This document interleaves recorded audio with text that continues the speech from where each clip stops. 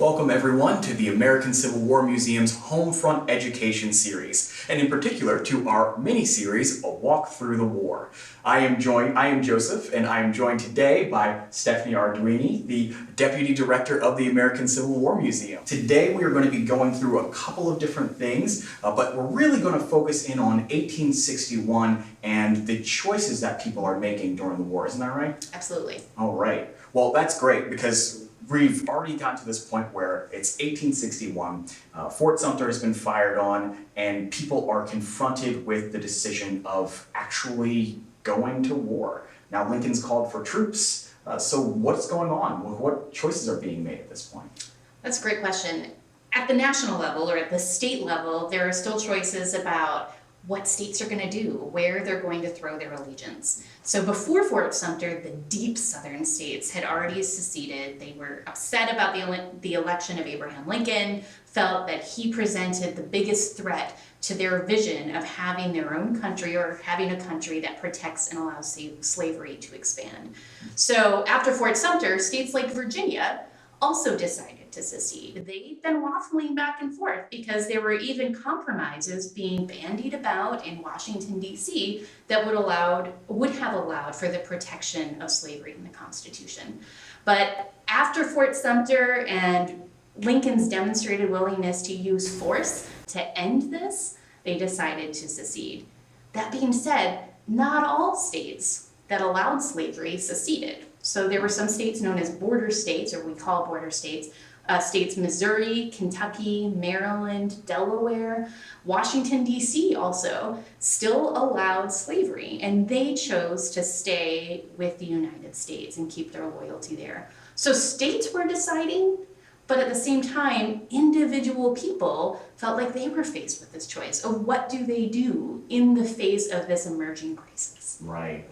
And so after the states have made their decisions, and as we talked about actually once before, Virginia itself had to decide twice, voting once to stay and then later on to leave. Mm-hmm. What are some of those individual and personal decisions that are being made? Who's making them? Well, one of the most famous choices that textbooks and pop culture likes to talk about is Robert E. Lee. Right. He was a famous guy in the military at that point, and he made a big speech that basically said, I'm not going to side against my state. I'm going to stay with my state. They choose to secede, cool, then I'm going to go with them. But that gives the impression that no matter where your geography was, that's what you chose to do. But that's not accurate.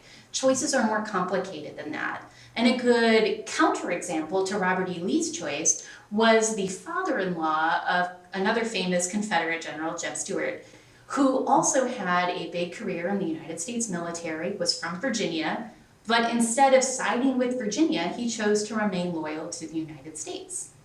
Down at the end of this exhibit case behind us, we have two small diaries that belong to brothers who lived on a farm here in Virginia. They were from the Petty family, and one chose to enlist with the Virginia Regiment.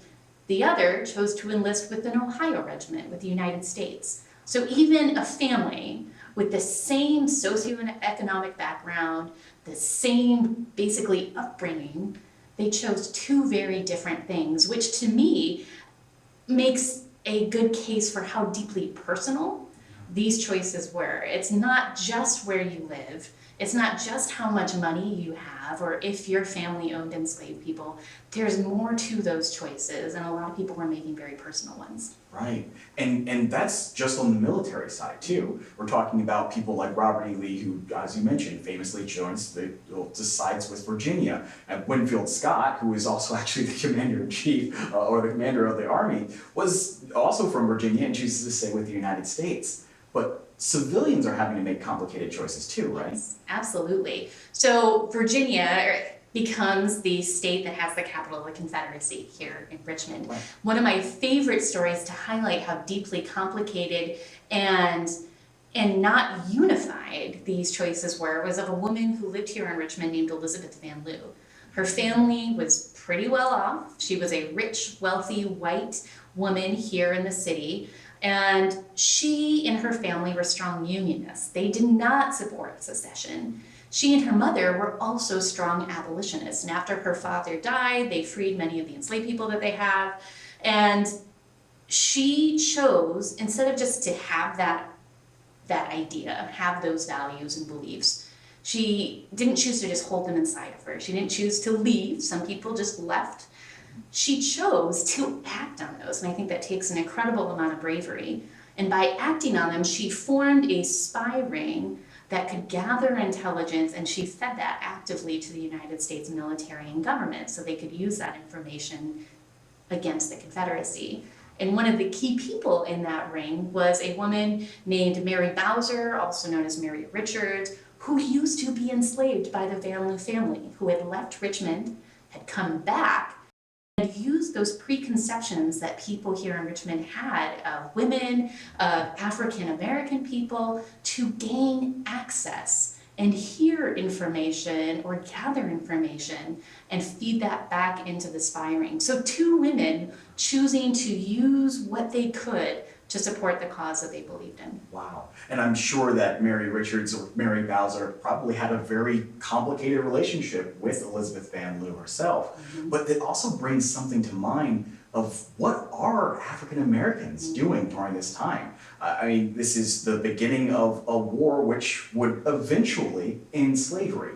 But what are they thinking in 1861? That's a great question, because at the beginning, the United States hasn't gone to war to end slavery. Right. They've gone to war to keep the country together. The Confederacy definitely has gone to war to protect and expand slavery. But African Americans, especially the 4 million African Americans in the South, they're in a tough place, because if you're enslaved without the United States Army around you to help get you out of that situation, a lot of people don't have choices. But what you do see in history are people who, when they find an opportunity, are demonstrating what they believe in. So Mary Richards is a really great example of, she can't go and fight, but she can try to do something. And other people who before, if they're African American men, before they're allowed to serve in the United States Army, which happens in 1863, they're finding other ways. We have examples of people from the White House of the Confederacy who get out of slavery, they self-emancipate, get to the United States Army, and just they're debriefed and give them information about what they experienced working in the house where Jefferson Davis lived and being in and around Richmond. We have other people who show up to the United States Army, getting themselves out of slavery and just saying, hey, whatever you need, I am here to help you. Please protect me and give you refuge, and in exchange, I will do whatever I can to help you. So it's hard, and there are sporadic examples, but at first, a lot of African Americans don't have a clear-cut path if they were enslaved or if they don't have a lot of power or prestige. Right. Wow. And so those choices are happening across the board, from the federal and state levels all the way down to the individual personal levels, between men, women, children, enslaved African Americans, free African Americans. People from all across the country in various ways are all having to make these difficult choices. That's something really good to keep in mind, especially as we move later on into the year, as we continue on in 1861.